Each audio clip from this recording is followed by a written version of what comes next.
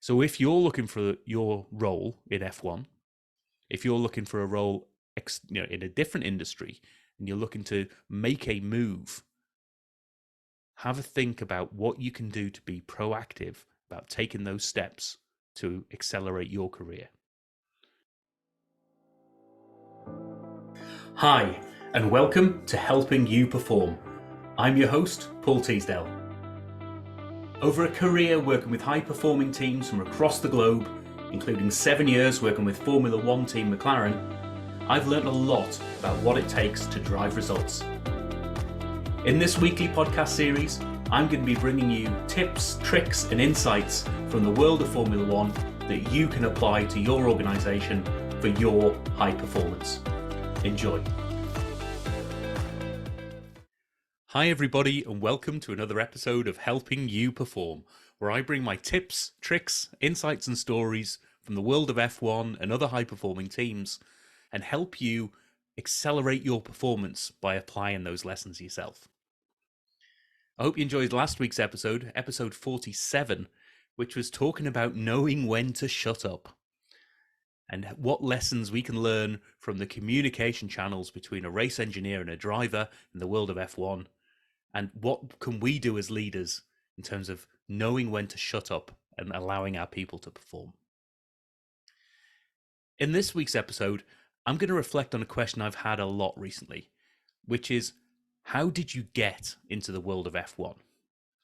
What was that career decision? What was the career trajectory? And ultimately, a lot of people are asking me because it's like, how do I get into that world of F1?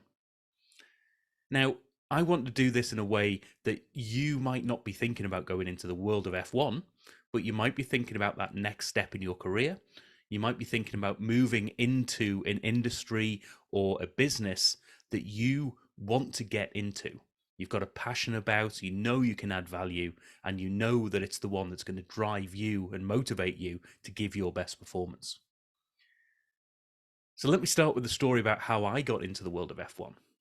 So I've had a bit of an interesting backstory. I've done everything from sausage making to international container shipping to banking, dairy export, all sorts of weird and wonderful things. And I hasten to say stumbled upon Formula One, but I wasn't deliberately going for a job in that world. What I was doing, I was living in New Zealand at the time with myself and the family, and we decided for family reasons we were going to move back to the UK. And when we did that, we'd learned some lessons from when we moved out to New Zealand and through some coaching conversations with other people and speaking to others who've made the move, particularly back from New Zealand back to the UK, that you've got to be really careful when you're making a big decision like that. You often focus on the great stuff and the good reasons that you're going to be doing that move, which is all well and good. But you've also got to think about the downsides as well. What are you going to miss? What are the things that are going to ultimately lead you to those negative thoughts of, have I made the right decision? I wish I had just stayed in New Zealand in the first place, or I wish I'd stayed in that industry or in that role. And one of the great ways of doing that is to think about, what is it that's going to derail you? And the reason for thinking about this, and the reason for this in context of this story, is that when we were moving back, I had the opportunity to take on a couple of roles. I did a lot of research. Looked at different options, and I had an opportunity to work back for a bank that was up in the sort of northwest of England, very close to my old stomping ground where I grew up. But it was doing a very similar role that I was doing over in New Zealand at the time. I knew it was going to be potentially a good career move. It was going to be something where I knew the area that we were likely to be moving to, and it'd be close to family, lots of good advantages. But I also knew that that didn't really excite me enough and be different enough to move back from New Zealand to that role.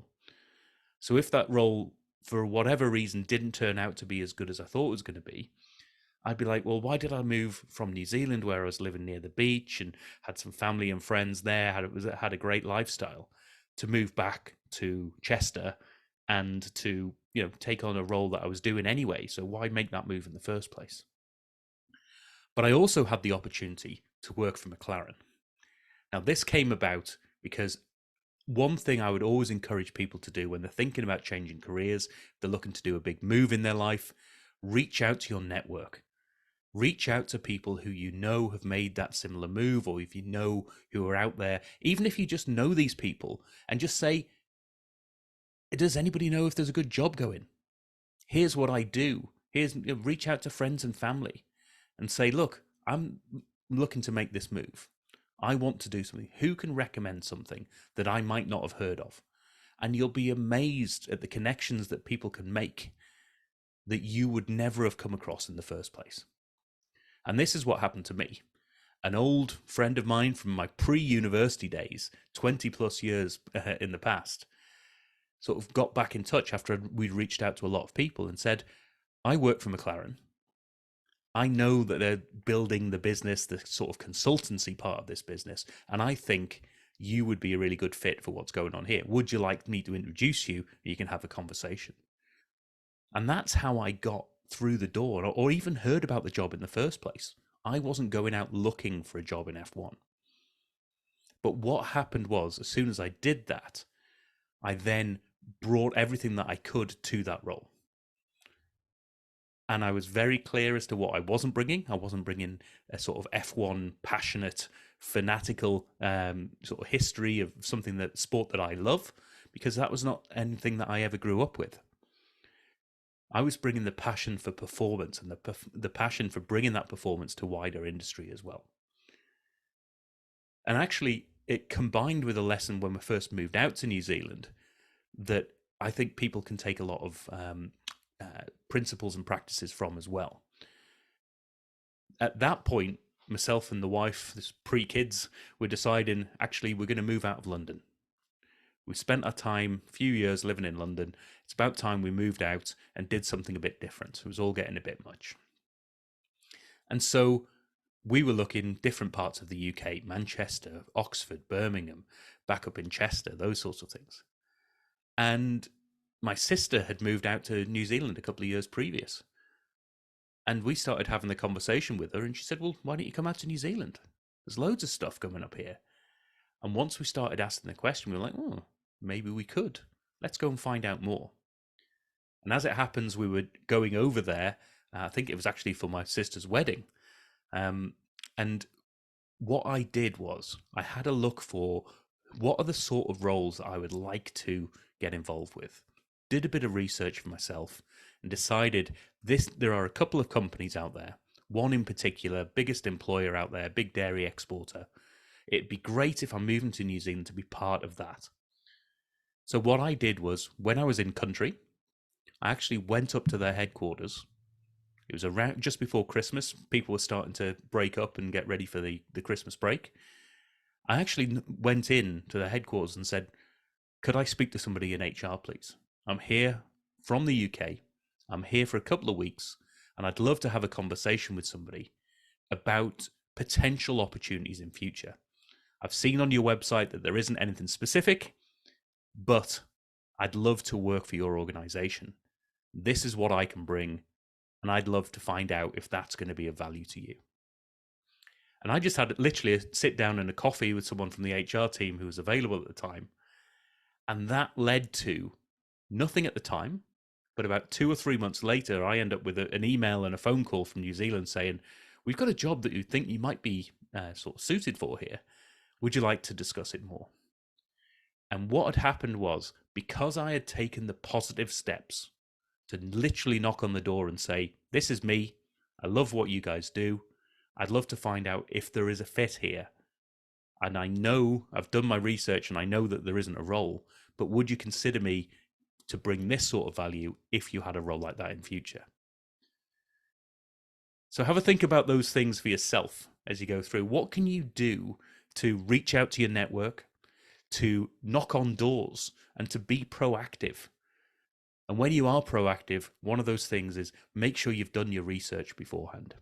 It's nothing worse than knocking on the door and saying, you don't have any jobs at the moment advertised, but I'd love to talk to you about this. And they go, well, we do. We look on the website. We've got some roles there.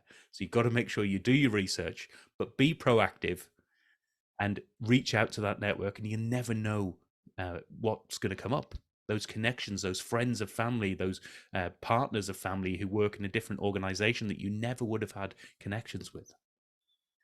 So if you're looking for your role in F1, if you're looking for a role in a different industry, and you're looking to make a move, have a think about what you can do to be proactive about taking those steps to accelerate your career.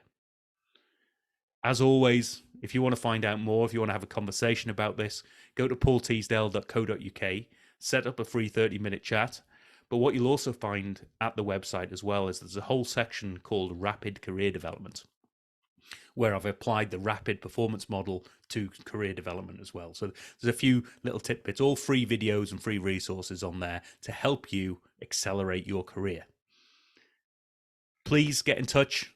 Let me know what's hitting home here, how I can improve myself, my podcast, my value back to you guys. But in the meantime, I'll see you in the next episode. Thank you for listening to this episode of the Helping You Perform podcast. If you found value in this episode, please take a moment to like, share, or review the podcast. You can reach out to me at any time, either through LinkedIn or through my website at www.paulteasdale.co.uk. I look forward to speaking to you in the next episode.